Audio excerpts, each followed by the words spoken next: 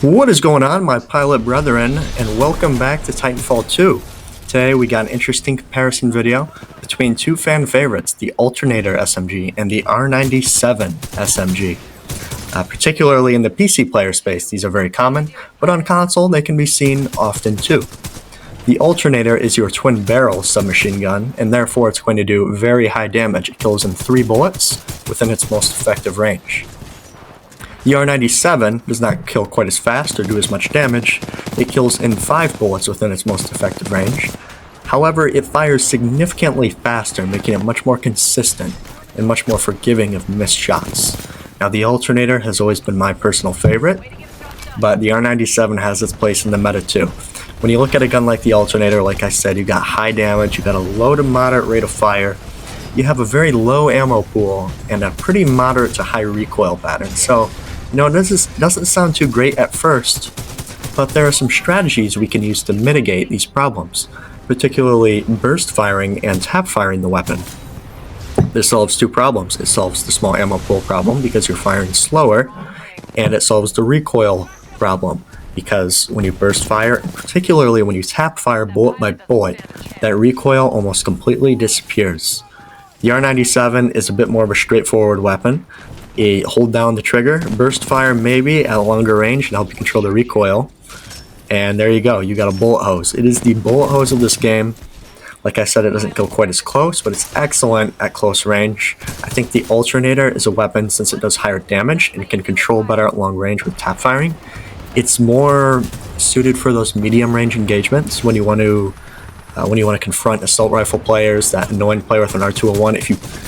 When you confront those Spitfire and assault rifle players at mid-range and you're just nailing your burst fire and your tap fire shots, I'm telling you guys, nothing feels better than that. The R-97 is more like a traditional SMG though. You go up close, you get in their face, you intimidate them with your ridiculously fast fire rate.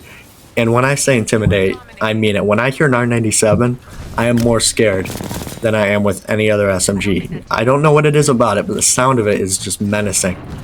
So the R-97, because it fires faster, I think it suits the player better that is good at tracking those fast movements. So if you're someone who moves a lot, likes to get up close to your opponent, and is good at tracking other players that are moving fast, then the R-97 will suit you. Because the fire rate is so fast, you only need to be on target for a split second to get a shot off, which helps in those high-octane engagements. The Alternator, on the other hand, like I said, the lower rate of fire makes it harder to hit fast-moving targets because there's no guarantee when your crosshair flicks over them when they're moving so fast that a bullet's actually going to come out on time. So your Alternator is more for those slightly slower fights and those close and medium range engagements where you can make slight adjustments to your aim and just pinpoint accuracy when to headshot maybe and get the kill very, very quickly within a shorter time than the R-97. That is not to say that the Alternator is bad in those high-octane fights. It's still one of the best weapons in the game at this. The R-97 is just uniquely suited to fit that playstyle. Also, your hipfire and aim down sights performance with these weapons is sort of interesting. I would recommend the R-97, I would say mostly hipfire, but don't feel bad about aiming down sights. If you'd like to get good with the Alternator though, I don't think you should ever aim down sights. I'm serious, I don't think you should ever, because the gun simply controls better when you fire from the hip. Especially that burst fire and tap fire method I talked about. When you burst fire, you mitigate the recoil. When you tap fire bullet by bullet, the recoil goes away. The only recoil you experience is the reticle on your screen maybe drifting if you have that setting enabled. But this doesn't work when you aim down sights.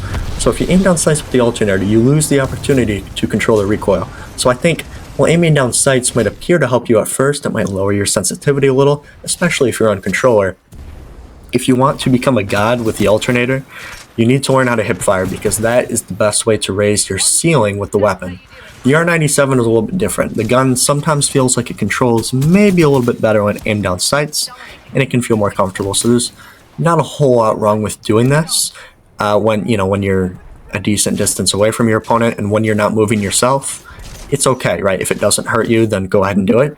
But I still would recommend hip firing the R-97 as much as possible because, like I said, it's more suited for those high octane, close ranged engagements where You and your opponent, both of you are moving fast, so being able to train your hipfire aim, even if you're in a situation where aiming down sights might benefit you, it might be a good idea to hipfire just to improve that skill set.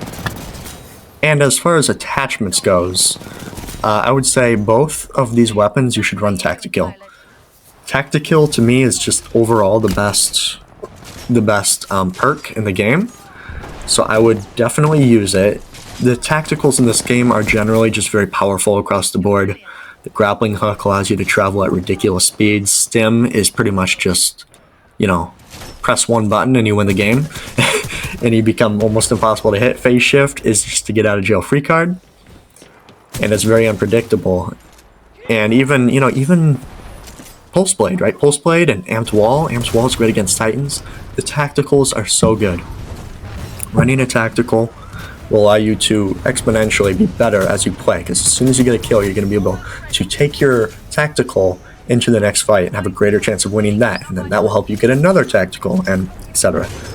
So definitely run tactical. As for your second perk, on the Alternator, I would strongly recommend running extra ammo.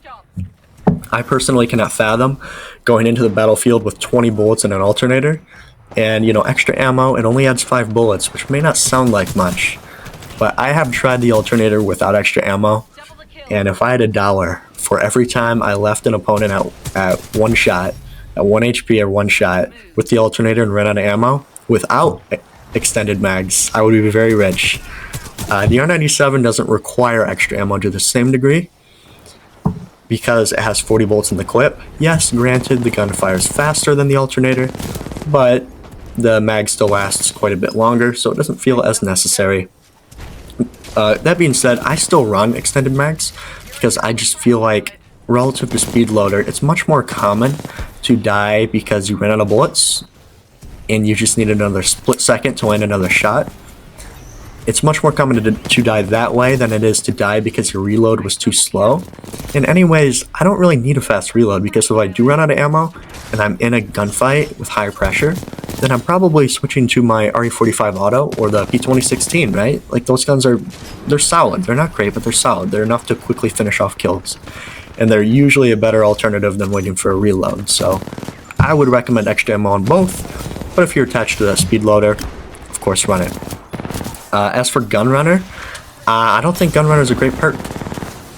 Veterans, I think most of you probably agree with me. You should spend most of your time in the air, slide hopping, or on the walls. So there isn't much of a purpose of being able to shoot while sprinting. It just doesn't.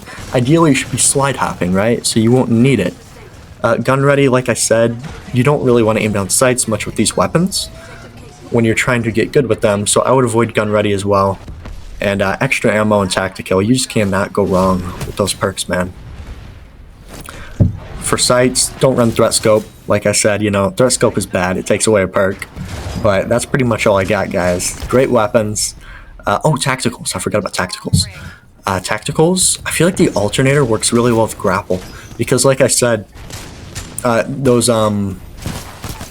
those drive-by kills you can get with the grapple are great, and since the Alternator is okay at medium range too, the grappling hook helps you get to those positions where you can challenge people. It helps you get to strong vantage points, which is where the Alternator really excels. It's not like the R-97 where you only have an advantage when you're moving fast. So the grappling hook can allow you to go fast while simultaneously allowing you to get to those strong power positions to challenge those assault rifle players. R-97 is a little bit different. Grapple is probably not its best tactical. It's not a bad one by any means, but it's not its best because grapple's just so strong. It just doesn't suit the R-97 as well as the Alternator.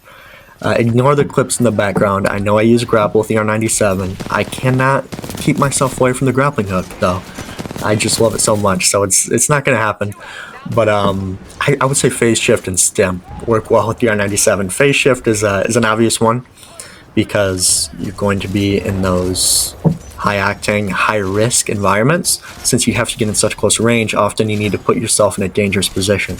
So it makes sense to have that get-out-of-jail-free card. As for stim is great in those close-range fights to confuse your opponent, run circles around them, run on the walls around them. And of course, R-97 excels while moving fast. So a tactical that instantly gives you a speed boost, that sounds great.